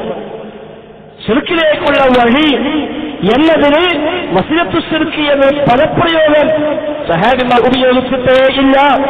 എന്നാൽ വസിയത്ത് ശിർക്ക് എന്താ തുടങ്ങിയത്? നൂഹ് നബിയുടെ കാലത്ത്. നൂഹ് നബി സ്വല്ലല്ലാഹു അലൈഹി വസല്ലം നിയോഗിക്കപ്പെടുന്നതിന് തൊട്ട് മുമ്പുള്ള തലമുറകളെയാണ് വസിയത്ത് ശിർക്ക് ആദ്യമായി കടന്നു വന്നത്. അതിനു മുമ്പ് ശിർക്കുമില്ല, വസീലയില്ല. ആദം നബി സ്വല്ലല്ലാഹു അലൈഹി വസല്ലം മുതൽ നൂഹ് നബി സ്വല്ലല്ലാഹു അലൈഹി വസല്ലമിന്റെ തൊട്ട് മുമ്പ് ജീവിച്ച തലമുറകൾ വരെയുള്ള 10 തലമുറകൾ. ആ 10 തലമുറകളിൽ ശിർക്കില്ല, ശിർക്കിന്റെ വസീലയും ഇല്ല. പിന്നെ ഒന്നാമത്തെ വസീല വന്നു എങ്ങനെ? എന്നീ 5 മഹാന്മാർ മരണപ്പെട്ടപ്പോൾ തഫ്സീറുകളിൽ കാണാം ഈ 5 മഹാന്മാരും ഒരേ വർഷത്തിലാണ് മരിച്ചത്. ഒരു കൊല്ലത്തിൽ 5 ആൾ മരിക്കുക. അപ്പൊ വല്ലാത്തൊരു പ്രയാസം കൗമിന്. നേതാക്കന്മാരൊക്കെ പോവുകയാണല്ലോ, എല്ലാവരും മരിക്കുകയാണല്ലോ എന്നൊരു സങ്കടം. ആ സങ്കടമാണ് പിശാച് ദുരുപയോഗം ചെയ്തത്. നേതാക്കന്മാരൊക്കെ പോകുന്നുവെന്ന ആ മനോഭാവം പിശാച് ദുരുപയോഗം ചെയ്ത് ആ നേതാക്കന്മാരുടെ രൂപമുണ്ടാക്കി വെക്കാൻ നിർദ്ദേശം നൽകി. ആ രൂപമുണ്ടാക്കിയത് ശിർക്കിലേക്കുള്ള വസീല. ആ രൂപമുണ്ടാക്കിയത് ശിർക്കിലേക്കുള്ള വസീല ആര് പറഞ്ഞു? അതും ഇബ്നു അബ്ബാസ് പറഞ്ഞു. ഇബ്നു അബ്ബാസ് പറഞ്ഞു. എന്നാ വസീല എന്ന വാക്ക് ഇബ്നു അബ്ബാസ് പറഞ്ഞു? ഇല്ല. പറഞ്ഞിട്ടും എന്തുകൊണ്ട്? ആ പദപ്രയോഗം അന്നില്ല, ഒരു കാര്യത്തിലുമില്ല. എല്ലാ ഇബ്നു അബ്ബാസ് തങ്ങൾ പറഞ്ഞെന്താ? ഈ മഹാന്മാർ രൂപമുണ്ടാക്കി വെച്ചാൽ പിശാച് ബോധനം നൽകി രൂപമുണ്ടാക്കി വെച്ചു. പക്ഷേ ഫലം അന്നവർ ആരാധിക്കപ്പെട്ടില്ല. അന്ന് ഈ മഹാന്മാർ ആരാധിക്കപ്പെട്ടില്ല, അഥവാ ശിർക്ക് ചെയ്തില്ല. പിന്നീട് തലമുറ മാറി വന്നു. ഇവരെക്കുറിച്ചുള്ള അറിവില്ലാത്ത തലമുറകൾ പിന്നീട് വന്നു. ആ തലമുറകൾ വന്നപ്പോൾ ഇവർ ആരാധിക്കപ്പെട്ടു. അന്ന് ബിംബമുണ്ടാക്കി വെച്ചു, സഭകളിൽ കോട്ട തൂക്കി വെച്ചു ഇവരുടെ. അത് ശിർക്കിലേക്ക് എത്തിച്ചു അവരെ. തലമുറകൾ മാറി വന്നപ്പോൾ ആരാണ് വത്ത് എന്നറിയാത്ത, ആരാണ് സുവാറ എന്നറിയാത്ത, അവരൊന്നും കണ്ടിട്ടില്ലാത്ത കേട്ടുകളിൽ മാത്രമുള്ള തലമുറകൾ പിന്നീട് വന്നു. ഇവർ വന്നപ്പോ കാരണം എന്താ? കാപ്പാരും പള്ളിപ്പാരും കാലത്ത് തന്നെ എല്ലാ സ്ഥലത്തും 4-5 പ്രതിമ. അപ്പൊ ഇവർക്കെന്തേ പ്രത്യേകതയുണ്ടല്ലോ? എത്ര ആൾ മരിച്ചുപോയി, അവരാരുടെയും പ്രതിമ ഇല്ല, ഇവരുടെ മാത്രം പ്രതിമ വന്നെങ്കിൽ ഇവർക്കെന്തോ പ്രത്യേകതയുണ്ടല്ലോ. അങ്ങനെയാണ് അവർ ആരാധിക്കാൻ തുടങ്ങിയത്. അവിടെ ആ ശിർക്ക് വന്നത്. ഈ ഇബ്നു അബ്ബാസ് വിശദീകരിച്ചു. എത്രയോ കാലങ്ങളായി എത്രയോ സ്റ്റേജുകളിൽ നമ്മളൊക്കെ പറഞ്ഞു ഇത് ശിർക്കിലേക്ക് അവരെ കൊണ്ടെത്തിച്ചു. ഇബ്നു അബ്ബാസ് പറയുന്നു എന്ന് പറഞ്ഞിട്ടില്ലേ? ഇനി ആ ക്ലിപ്പൊക്കെ തപ്പിപ്പിടിച്ചു കൊണ്ടുവരാ. എവിടെ വസിയത്ത് ശിർക്കിൽ ഇബ്നു അബ്ബാസ് അവിടെ പറഞ്ഞു വെച്ചാലോ? ആ വാക്ക് പറയണ്ട, ആ ആശയം പറഞ്ഞാൽ മതി. ആ ആശയം പറഞ്ഞാൽ മതി. വസിയത്ത് ശിർക്ക് എന്ന ആ സാങ്കേതിക പദം സഹാബിമാർ ആരും ഒരു വിഷയത്തിൽ ഉപയോഗിച്ചിട്ടില്ല. പ്രതിമകൾ ശിർക്കിലേക്കുള്ള വസീലയാണ്. ബിദ്അത്തായ തവസ്സുലുകൾ, ഹഖ്ജാഹ് ബർക്കത്ത് കൊണ്ടുള്ള ബിദ്അത്തായ തവസ്സുലുകൾ ശിർക്കിലേക്കുള്ള വസീലയാണ്, ശിർക്കിലേക്കുള്ള വഴിയാണ്. വസീലയാണെന്ന പദം സഹാബിമാർ പറഞ്ഞിട്ടുണ്ട്? ഇല്ല. ഈ വസീല മാത്രമല്ല, വസീല മാത്രമല്ല. അപ്പൊ നമ്മൾ സുന്നികളുമായി ഏറ്റവും അധികം തർക്കിക്കുന്ന വിഷയങ്ങളിൽ ഒന്നാണ് തറാവീഹ്. നമ്മളെ വാദം തറാവീഹ് 11, അവരെ വാദം തറാവീഹ് 23. എത്ര മറുപടിയും എത്ര എത്ര വാദപരിവാരവും അവരുമായി ഈ വിഷയം നമ്മൾ നടത്തി. നമ്മൾ എന്താ തെളിവുന്നത്? റസൂലുള്ളാഹിയെ പറ്റി ആയിഷ ബീവി പറഞ്ഞ ഒരു ഹദീസ്, മക്കാന യസീദു ഫീ റമളാന വലാ ഫീ ഗൈരിഹി അലാ 11 റക്അ. അല്ലാഹുവിന്റെ റസൂൽ റമളാനിൽ അല്ലാത്തപ്പോഴോ 11 ഏറെ നിസ്കരിച്ചിട്ടില്ല. ഈ ഹദീസ് നമ്മൾ പറഞ്ഞു. ഖുറാൻ നമ്മൾ പറഞ്ഞു അത് വിത്തനെ പറ്റാൻ തറാവീഹല്ല. തറാവീഹ് നമ്മൾ സ്ഥാപിച്ചു കൊടുത്തു. തറാവീഹ് തന്നെയാണ് നമ്മൾ സ്ഥാപിച്ചു കൊടുത്തു. ഇനിയിപ്പോൾ നിസ്കാരം ചോദിക്കാം. ഏതെങ്കിലും ഹദീസിൽ തറാവീഹിന്റെ പദപ്രയോഗം കാണും? തറാവീഹ് നമസ്കാരം എന്ന പേരിൽ ഒരു നമസ്കാരം അല്ലാഹു റസൂൽ ഹദീസിൽ എവിടെയും കാണില്ല, സഹാബിമാരുടെ പ്രയോഗത്തിലും കാണില്ല. അന്ന് പ്രയോഗിച്ച ഖിയാമുല്ലൈല്, ഖിയാമു റമളാന്, തഹജ്ജുദ്, ദിക്ർ ഇതൊക്കെയാണ് ഉപയോഗിച്ചത്. തറാവീഹിന്റെ ഫലം തന്നെ ഉപയോഗിച്ചില്ല. പിന്നീട് ഇടയ്ക്കിടയ്ക്ക് സലാം വീട്ടി അവിടെയെല്ലാം വിശ്രമിക്കുന്ന രീതിയിലേക്ക് മാറിയപ്പോൾ വിശ്രമങ്ങൾ എന്ന അർത്ഥത്തിൽ തറാവീഹ് എന്ന പേര് കൂടി വന്നു. അതിന് അതുകൊണ്ട് ആ നിസ്കാരം പണ്ടില്ലാതല്ല, നമസ്കാരം റസൂലുള്ളാഹി കാലത്തുണ്ട്. തറാവീഹിന്റെ പേര് തിരിക്കാത്ത വന്നു.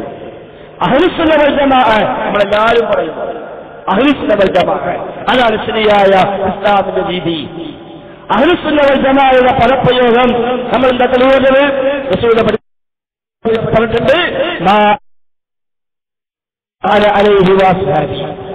72 കക്ഷികൾ പേച്ചവരും ഒരു കക്ഷി ശരിയായി വരുമ്പോൾ ആ ഒരു കക്ഷി ഏത് എന്ന ചോദ്യത്തിന് റസൂലുള്ളാഹിന്റെ മറുപടി മാ അന അലൈഹി വസ്ഹാബി, ഞാനും എന്റെ സ്വഹാബത്തും ഏത് വഴിയിൽ നിന്നോ അതാണ്.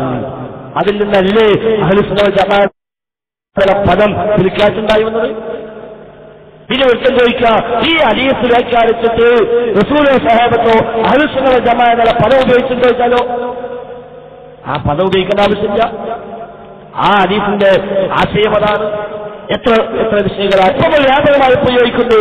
സലഫി മൻഹജ്, മൻഹജ് സലഫ്, മൻഹജ് സലഫ് പ്രമാണങ്ങൾ മനസ്സിലാക്കേണ്ടത് സലഫി മൻഹജിലൂടെ. നമ്മളെന്താ തെളിവുന്നത്? രണ്ടായത്ത പ്രധാനമായും തെളിവയാണ്. ഒരുപാട് തെളിവാണ്.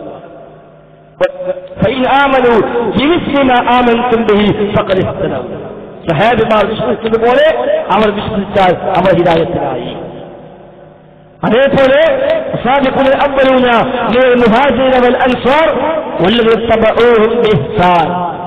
അൻസാറുകളും മുഹാജിറും അവർ നന്മയിൽ പിൻപറ്റിയവരും.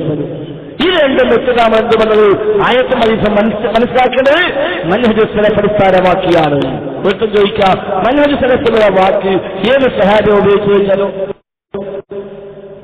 മൻഹജ് സലഫ് എന്ന വാക്ക് ഏത് സഹാബിയെ ഉപയോഗിച്ചത്? സഹാബി ഉപയോഗിച്ചിട്ടില്ല. അപ്പോൾ ഹദീസ് വ്യാഖ്യാനിച്ചു, ആയത്ത് വ്യാഖ്യാനിച്ചു എന്നിട്ടും പറയും എന്ന ആയത്തിന് മൻഹജ് സലഫാണ് ഉദ്ദേശം, സഹാബി വരത്തില്ല. അതുകൊണ്ട് ആയത്ത് വ്യാഖ്യാനിച്ചു എന്ന് പറയൂ.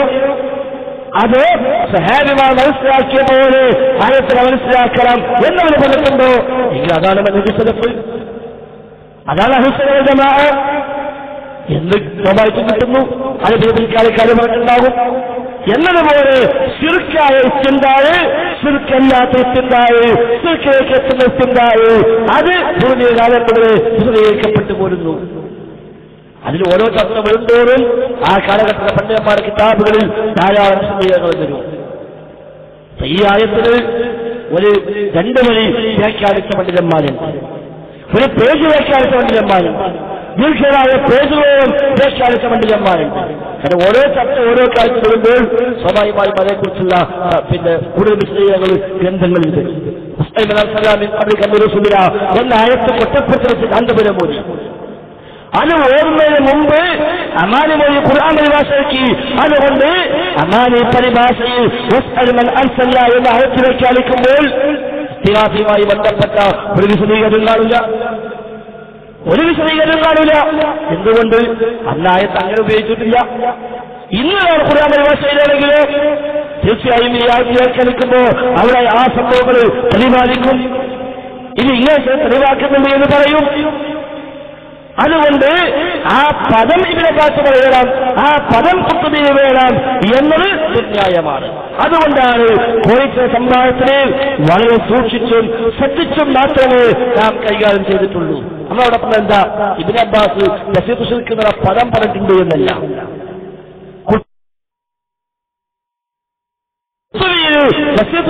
പദമുണ്ട് എന്നല്ല, മറിച്ച് ശിർക്കായ ഇസ്തിൻദാഉം ശിർക്കല്ലാത്ത ഇസ്തിൻദാഉം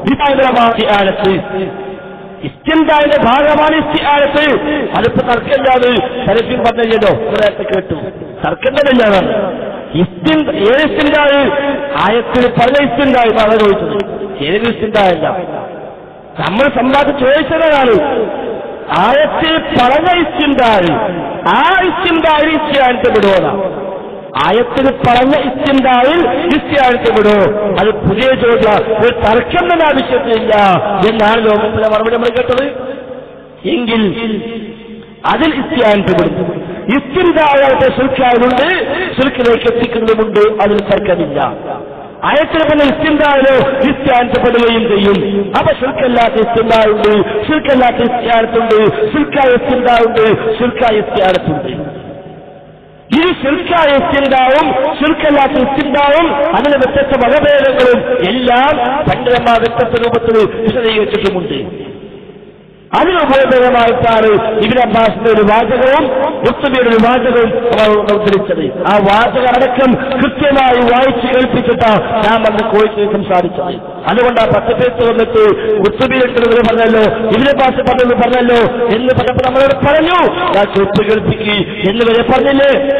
ആ രൂപത്തിൽ കൃത്യമായ ബോധത്തോടുകൂടി മാത്രമേ നാം അവിടെ അത് കൈകാര്യം ചെയ്തിട്ടുള്ളൂ. അതുകൊണ്ട് പച്ചപ്പേറ്റെപ്പോഴും കോഴിക്കോട് എന്താണോ ഉണ്ടെന്ന് ഞാൻ പറഞ്ഞത് അത് ഞാൻ ഇവിടെ കാണിക്കാം എന്ന് പറഞ്ഞിട്ടാണ് നമ്മളവിടെ പറഞ്ഞത്.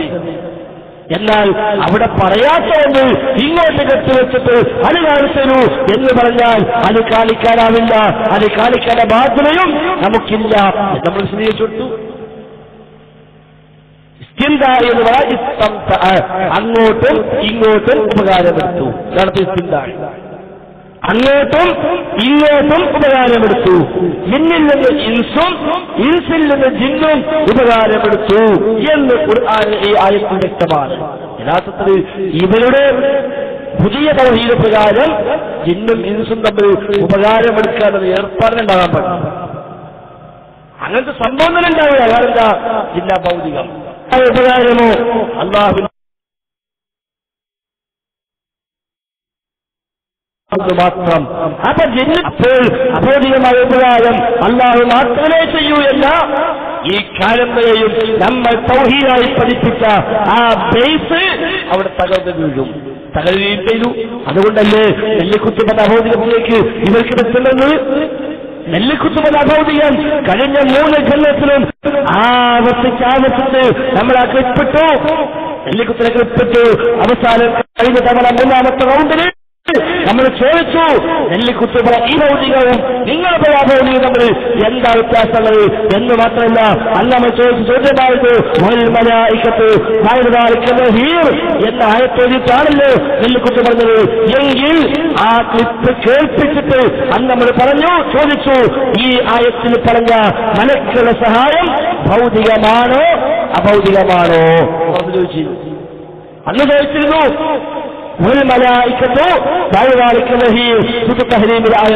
മലക്കുകൾ പ്രവാചകൻ സഹായിയാണ്. ഈ സഹായം ഭൗതികമാണോ അഭൗതികമാണോ എന്ന് ചോദിച്ചിരുന്നു. മറുപടി പറയേണ്ടി വരും എന്നതുകൊണ്ടാണ് പിന്നെ പുളിക്കക്ക് വരാതിരുന്നത്. പിന്നെ പുളിക്കക്ക് വന്നില്ല, എന്തെങ്കിലും പറയണ്ടേ? യഥാർത്ഥത്തിൽ ഇപ്പോഴത്തെ ദിവസം പ്രകാരം എന്തേ പറയാൻ പറ്റുള്ളൂ? നെല്ലിക്കുത്ത് എന്ത് പറഞ്ഞോ അതേ ഇയാൾക്ക് പറയാൻ കഴിയുള്ളൂ. നെല്ലിക്കുത്ത് പറഞ്ഞ എന്താ ആവർത്തിച്ച് കേട്ടോളൂ. കഴിഞ്ഞ 3 പ്രാവശ്യം കേട്ടതാ, എന്നാലും ഇനിയും കേൾക്കേണ്ട. ഈ 5ാമത്തെ റൗണ്ടിലെ കൂടി ഇൻഷാ അല്ലാഹ് അത് എന്നും കേൾക്കേണ്ട, ഏറ്റവും ദയവായി കേൾക്കേണ്ട ക്ലിപ്പ അത് കേൾക്കുന്നത്. ഭൗതികമായ സഹായമാണ് അള്ളാഹു ചെയ്യുന്നത്. അഭൗതികമായ സഹായം അള്ളാഹു അല്ലാത്തവർ ചെയ്യുകയില്ല എന്ന് ഖുർആനിലില്ല. അങ്ങനെ ഖുർആനിൽ ഒരാൾക്കും ധരിക്കാൻ കഴിയില്ല. നേരെ മറിച്ച് അഭൗതികമായ സഹായം അള്ളാഹു അല്ലാത്തവർ ചെയ്യും എന്ന് തന്നെയാണ് ഖുർആനിലുള്ളത്. ഒരു ചെറിയ ആയത്ത് മനസ്സിലാക്കിയാൽ മതി. വൽ മലായികു ബഅദ ദാലിക ദഹീർ. അള്ളാഹുവിന്റെ സഹായത്തിന് പുറമെ മലക്കുകളും സഹായിക്കുമെന്ന് ഖുർആൻ വ്യക്തമായി പറഞ്ഞത്. മലക്കുകളുടെ സഹായം ഭൗതികമല്ല, അഭൗതികമാണ്. സാധാരണമല്ല, അസാധാരണമാണ്. കാര്യകാരണ ബന്ധങ്ങൾക്ക് അതീതമാണ്. ചുരുക്കത്തിൽ അഭൗതികമായ സഹായം അത് അള്ളാഹു മാത്രമേ ചെയ്യുകയുള്ളൂ, മറ്റ് അമ്പിയാക്കളോ മലക്കുകളോ ചെയ്യുകയില്ലെന്ന് ഖുർആനിൽ ഇല്ല. ഉണ്ടെന്ന് പറയുന്നത് ശുദ്ധ കളവാണ്, ആർക്കും തെളിയിക്കാനും സാധ്യമല്ല. അതെ, അപ്പൊ അഭൗതികമായ സഹായം അള്ളാഹു മാത്രമേ ചെയ്യൂ എന്ന് ഖുർആനിൽ ഇല്ല. മലക്കുകൾ ചെയ്യും. അത് തെളിവായിട്ട് അയാൾ ഓതി ഈ കാലം വരെ നമ്മൾ ആ ക്ലിപ്പിട്ട് ഉപയോഗർക്ക് മറുപടി കൊടുത്തു. എന്താ പറഞ്ഞത്? അഭൗതിക സഹായം അല്ലാഹുവേ ചെയ്യൂ, ഒരു പലപ്പും ചെയ്യില്ല. എന്നാൽ ജിന്നുമാർക്ക് അഭൗതികമായി മാറിയപ്പോൾ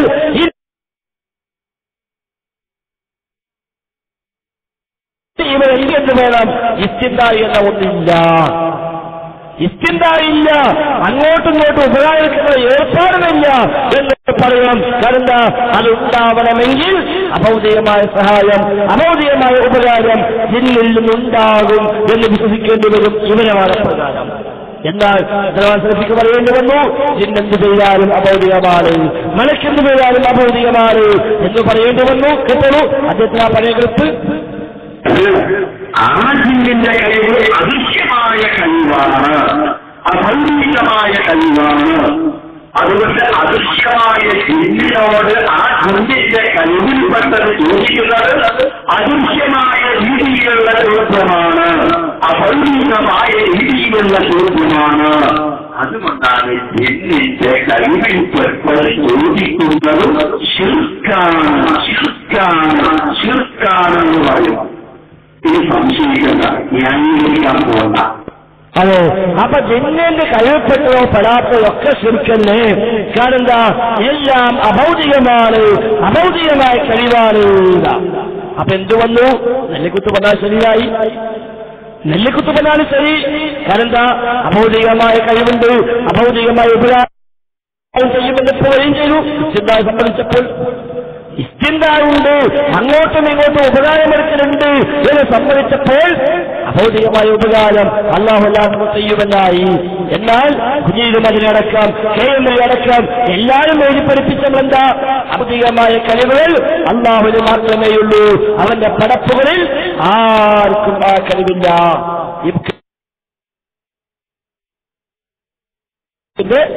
ആർക്കും ആ കഴിവില്ല എന്ന് കുഞ്ഞിരുവതിരെഴുതി. അദൃശ്യമായ അധികാരശക്തി ജിന്നിനോ മലക്കിനോ മറ്റു സൃഷ്ടികൾക്കോ ഉണ്ടെന്ന് ആര് വിശ്വസിച്ചാലും അവൻ അതിന് ഇലാഹാക്കിയിരിക്കുന്നു എന്ന് എന്ന ബുക്കിന്റെ 7-ാമത്തെ പേജിൽ KML എഴുതി വെച്ചത് കഴിഞ്ഞ തവണ നമ്മൾ വായിച്ചതാണ്. പക്ഷെ നെല്ലിക്കുത്ത് പടത്തിലെത്തി അഭൗതികമായ സഹായം ഇവരും ചെയ്യുമെന്ന് പറയേണ്ടി വന്നു. ഇസ്തിൻദാഇ സംഭവിച്ചതോടുകൂടി ആ ഇസ്തിൻദാഇ ഇല്ല എന്നാണ് യഥാർത്ഥത്തിൽ പറയേണ്ടത്. ഇസ്തിൻദാഇ എന്ന സംഗതിയില്ല എന്ന് പറയണം. രണ്ടായ ഓരാസിനെ കുറിച്ചു അങ്ങോട്ടും ഇങ്ങോട്ടും ഉപകാരം എടുക്കുക എന്ന ഏർപ്പാടുണ്ടായാൽ തന്നെ അവര് പല തൗഹീദ് പൊളിഞ്ഞു. അപ്പൊ ഒന്നുകിൽ അങ്ങനത്തെ ഉപകാരം എടുക്കുന്നില്ല എന്ന് പറയണം, അല്ലെങ്കിൽ ഉള്ള ഉപകാരമെടുക്കുമെന്നും അഭൗതികമല്ല, കാരണം അഭൗതികമായിട്ട് അല്ലാഹു മാത്രമേ ഉപകാരം ചെയ്യുള്ളൂ എന്ന് പറയണം. അപ്പൊ ഈ തൗഹീദ് പൊളിഞ്ഞു. അതോടുകൂടി 100 കൊല്ലം നമ്മൾ എന്താണോ തൗഹീദായി പറഞ്ഞ് പ്രചരിപ്പിച്ചത് അതെല്ലാം ഇല്ലാതായി. അവിടെ വലിയ കാലങ്ങളായി 2007 ഫെബ്രുവരി 16 വിചിന്തനം ആവർത്തിച്ച് നമ്മൾ ചോദിച്ചത് കൈകൊണ്ടുള്ളിൽ ഇന്നും മലക്കും ചെയ്യുന്ന എന്ത് പ്രവർത്തനവും അവർക്കെല്ലാം നിശ്ചയിച്ച കാര്യകാല ബന്ധങ്ങളുടെ അടിസ്ഥാനത്തിലാണ്. അതുകൊണ്ട് തന്നെ അവയെക്കുറിച്ച് അഭൗതികമെന്നോ കാര്യകാല ബന്ധങ്ങൾക്ക് അധീനമെന്നോ ബുദ്ധിയും മകതയുമുള്ളവർ പറയുകയില്ല. അതേക്കുറിച്ച് അഭൗതികമെന്നോ കാര്യകാല ബന്ധങ്ങൾക്ക് അധീനമെന്നോ ബുദ്ധിയും മകതയുമുള്ളവർ പറയുകയില്ല. അന്നും ഇന്നും എന്നും മുജാഹിദുകളുടെ നിലപാട് ഇതാണ്. ആ നിലപാട് എല്ലാ മുജാഹിദുകൾ ഇപ്പോഴുമുണ്ട്. മുജാഹിദുകൾ ഇപ്പോഴുമുണ്ട്. 3 സംഘവും 4-ാമതായി വന്ന സാലും സുല്ലമയും, അതാണല്ലോ കായക്കൂട്ട ഭാഷ സരാസത്തും റാബിയും എന്ന് പറഞ്ഞ പോലെ 3-ആളും 4-ാമതായി വന്നവനും. ആ 4-ആളല്ലാത്ത ബാക്കി മുജാഹിദുകളെല്ലാം ആ വഴിയിൽ തന്നെയുണ്ട്. അവർക്ക് മാറ്റേണ്ടി വന്നില്ല, ഇവര് മാറ്റി. അപ്പോഴാണ് നമ്മൾ പച്ചപ്പത്ത് ചോദിച്ചത് അഭൗതികമായ മുന്നിൽ നിന്ന് പിന്നെ എങ്ങനെയാണ് ഭൗതികമായ ഇസ്തിൻദാഇ ഉണ്ടാകാൻ? അല്ല ശിർക്കല്ലാത്തണ്ടാകാൻ പാടില്ലല്ലോ. ഇസ്തിൻദാഇ ശിർക്കുണ്ട്, ശിർക്കല്ലാത്തുണ്ട്. ജിന്നാവട്ടെ അഭൗതികം. അപ്പൊ പിന്നെ അഭൗതികമായ ജിന്നോട് അഭൗതികമല്ലാത്ത ഇസ്തിൻദാഇ ഉണ്ടാവാമല്ലോ ശിർക്കല്ലാത്താവണമെങ്കിൽ. അതല്ലെങ്കിൽ അഭൗതികമായ ഇസ്തിൻദാഇനെ ശിർക്കല്ലാത്തുണ്ട് പറയുകയും വരും. എങ്ങനെ പറഞ്ഞാലും കൊടുക്കും. അതുകൊണ്ട് നമ്മൾ ചോദിച്ചു, അങ്ങനെയാണെങ്കിൽ ഇപ്പൊ കുറച്ച് കഴിഞ്ഞാൽ മുഹീദ്ദീൻ ശൈഖിനും ഒരു ഇസ്തിൻദാഇ ഉണ്ട് പറയാൻ പറ്റും. മൊഹീദ്ദീൻ ശൈഖ് വഫാത്തായി പോയി.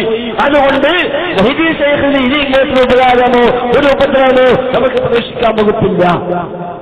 അഭൗതികമായ ജിന്നെന്ന് ഈ ഇസ്തിൻദാ ഉണ്ടാകണമെങ്കിൽ അഭൗതികമായ മൊഹീദ്ദീൻ ശൈഖിന് ഈ ഇസ്തിൻദാ ഉണ്ടാവോ എന്ന രൂപത്തിൽ നാം അവിടെ വിശദീകരിച്ചു. നമ്മൾ സംസാരത്തിൽ വന്നു. ആ ഭാഗം കേട്ടോളൂ. ഇനി കുറച്ച് ഞാൻ നിങ്ങൾ പറയോ അഭൗതികമായ മൊഹീദ്ദീൻ ശൈഖിനോട് ശിർക്കല്ലാതെ ചോദ്യമുണ്ട് എന്ന് നിങ്ങൾ പറയോ അവിടെ ഇസ്തിൻദാ ഉണ്ടാവുമല്ലോ. ശൈഖ് അഭൗതികമാണ്, മൊഹീദ്ദീൻ ശൈഖ് അഭൗതികമാണ്, പക്ഷെ എന്നാലും എല്ലാ ഇസ്തിൻദാ എന്തല്ല ശിർക്കല്ല എന്ന് നിങ്ങൾ പറയേണ്ടി വരും. ഈ പൗത്രി അതെ, ഇതിന് അവസാനം അവരേക്ക് എത്തിപ്പെടുക. കാരണം എന്താ, അഭൗതികമായി ഒരു ഉപകാരമെടുക്കൽ ജിന്നും മനുഷ്യൻ തമ്മിലുണ്ട് എന്നിപ്പോ സമ്മതിക്കേണ്ടി വന്നു. കാരണം ജിന്ന ഭൗതികം എല്ലാ ഇസ്തിൻദാ ഉണ്ടാകാനും അത് അഭൗതികമായ ഉപകാരമെടുക്കലുണ്ട്. അതോടുകൂടി അഭൗതികമായ ഉപകാരം റബ്ബിൽ നിന്ന് മാത്രമല്ല കിട്ടുക എന്ന് വന്നു. റബ്ബല്ലാത്തോലും ചെയ്യും. ഇപ്പൊ ജിന്ന് മറുക്കൊള്ളു. ഈ മുസ്ലിം എന്ത് പറയും? ശൈഖന്മാരും ഉപകാരം ചെയ്യും എന്ന് പറയേണ്ടി വരും. കാരണം അതില്ല, ഇതും ഉണ്ട് എന്നെങ്ങനെ പറയാ? ഒന്ന് പൊളിഞ്ഞ എല്ലാം പൊളിഞ്ഞു. ആ ഒരു അപകടശേഷാണ് യഥാർത്ഥത്തിൽ ഇവർ എത്തിപ്പെട്ടത്. ആ ഇസ്തിൻദാഹ് ഖുർആൻ വ്യാഖ്യാതാക്കൾ വിശദമായി വിശദീകരിച്ചു. ഒരുപാട് സ്ഥലങ്ങളിൽ ഇസ്തിൻദാ എന്താണ്, എങ്ങനെയാണ് എന്നെല്ലാം വിശദീകരിച്ചു. ആ ഇസ്തിൻദായിലെ ഒരു ഇനമാണ് ഇസ്തിആനത്ത്, സഹായം ആവശ്യപ്പെടുക. ജിന്നിനോട് സഹായം ആവശ്യപ്പെടുക. അതിന്റെ വിധിയുണ്ട്. സഹായം ആവശ്യപ്പെടുക എന്ന് പറയുമ്പോൾ മനുഷ്യരോട് സഹായം ആവശ്യപ്പെടുന്ന രീതി നമുക്ക് നാം പരിചിതമാണ്. മനുഷ്യരോട് സഹായം ആവശ്യപ്പെടുമ്പോൾ ശിർക്കായലുണ്ട്, ഹറാമായലുണ്ട്, ജായിസായലുണ്ട്. മനുഷ്യന്മാർ തമ്മിലാകും. മനുഷ്യരോട് അദൃശ്യ മാർഗത്തിൽ, അഭൗതിക മാർഗത്തിൽ അല്ലെങ്കിൽ അഭൗതിക കാര്യങ്ങൾക്ക് വേണ്ടി ആണോ ഒരു മനസ്സോട് സഹായപ്പെടുന്നത് എങ്കിൽ ശിർക്ക് തന്നെ. ആ മനുഷ്യൻ ദൃശ്യലോകത്തായാലും അദൃശ്യലോകത്തായാലും ഒക്കെ ശിർക്കന്നെ. അല്ലാതെ ദൃശ്യലോകത്തുള്ള മനുഷ്യർ അതിന് ഒഴിവാണെന്നല്ല, ഒരു മനുഷ്യനും ഒഴിവില്ല. അദൃശ്യമാർഗത്തിലെ ചോദ്യം, അഭൗതിക മാർഗത്തിലെ ചോദ്യം, അഭൗതിക ആവശ്യങ്ങൾക്ക് വേണ്ടിയുള്ള ചോദ്യം, അത് ഇരിസാവട്ടെ, ഗുണ്ടാവട്ടെ, ഹൈവാനാത്താകട്ടെ, ഇനി കല്ലോ മരമോ പക്ഷിയോ ജന്തുക്കളോ എന്തോ ആകട്ടെ, എന്തിന്റെ മുമ്പിലാണെങ്കിലും ആരുടെ മുമ്പിലാണെങ്കിലും അതെല്ലാം ശിർക്ക് തന്നെ. അതൊന്നുമല്ല ഭൗതികമായ ചോദ്യം. ഒരു മനുഷ്യൻ മറ്റൊരു മനുഷ്യനോട് രേഖിതയുടെ മുമ്പിൽ ചെന്ന് ചോദിക്കുന്നുവെങ്കിൽ അതിൽ ഹലാലായതുണ്ട്, ഹറാമായതുണ്ട്. ഹലാലായതേതാ? വതആവലു അലൽ ബിർരി വത്തഖ്വ. ഹറാമായതേതാ? വതആവലു അലൽ ഇസ്മി വൽ ഉദ്വാൻ. കുറ്റത്തിനും പാപങ്ങൾക്കും വേണ്ടി പരസ്പരം സഹകരിക്കരുത്. അവർ കുറ്റത്തിലാണ്, തോന്നിവാസത്തിലാണ് ഒരു മനുഷ്യൻ മറ്റൊരു മനുഷ്യനെ സഹായത്തിനായി ഉപയോഗിക്കുന്നെങ്കിൽ അത് ഹറാമാണ്, അത് പാടില്ല. വലാ തആവലു എന്ന് ഖുർആൻ പഠിപ്പിച്ചു. എന്നാൽ ജിന്നാകുമ്പോൾ ഈ 3 ഇനമില്ല, പകരം 2 ഇനമേയുള്ളൂ. ഹലാലായത് അവിടെ ഇല്ല. ഒന്നുകിൽ ഹറാം അല്ലെങ്കിൽ ശിർക്ക്. നേരത്തെ ഇരിസോട് ചോദിച്ചാൽ ശിർക്ക് എന്ന് പറഞ്ഞ ചോദ്യമേതോ ആ ചോദ്യം ജിന്നായാലും ശിർക്ക്, മലക്കിനോടായാലും ശിർക്ക്, മലത്തിനോടായാലും ശിർക്ക്, എന്തിനോടായാലും ശിർക്ക്. എന്നാൽ ഇൻസിനോടാകുമ്പോൾ ഹലാലായ ചോദ്യവും ഹറാമായ ചോദ്യവും ജിന്നിനോടാകുമ്പോൾ ഹറാം തന്നെ. അവിടെ ഹലാലില്ല. എന്തുകൊണ്ട് ഹറാം? എന്തുകൊണ്ട് ഹറാം? പല കാരണങ്ങളും. ഒരു കാരണമാണ് അത് ശിർക്കിലേക്ക് വഴിവെക്കുന്നതാണ്. ആ ചോദ്യം ശിർക്കായ ചോദ്യങ്ങൾക്ക് നിമിത്തമായി മാറും, ശിർക്കായ കാര്യങ്ങൾക്ക് വഴിവെക്കും. അതിന് അറബി പറഞ്ഞ വാക്ക വസിയത്തു ശിർക്ക്. അതുകൊണ്ട് അത് പാടില്ല, ഹറാമാണ്. അത്ര നമ്മൾ പറഞ്ഞിട്ടുള്ളൂ.